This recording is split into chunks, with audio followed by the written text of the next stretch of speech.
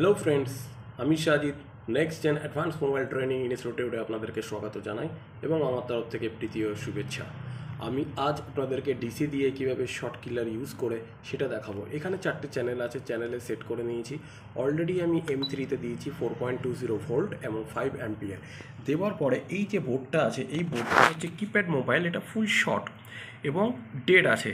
তো এই বোর্ডটা হিট হচ্ছে, সেই জন্য আমি এখানে আজকে আপনাদের একটা দেখানোর জন্য আমি এই ভিডিওটা বানাচ্ছি।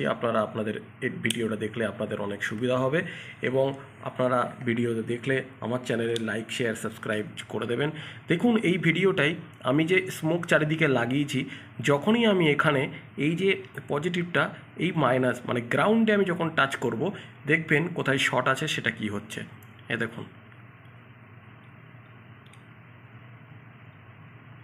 টাচ করলাম, মেল্ট হয়ে যাচ্ছে। পুরো এই আইসিটা যেটা আছে সিপিইউ, সেটা মেল্ট হয়ে যাচ্ছে, মানে এটা থেকে আমার সেট শর্ট আছে।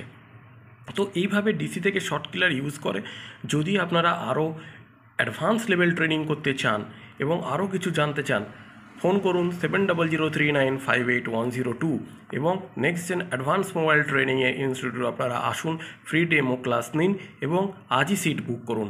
Thank you everyone.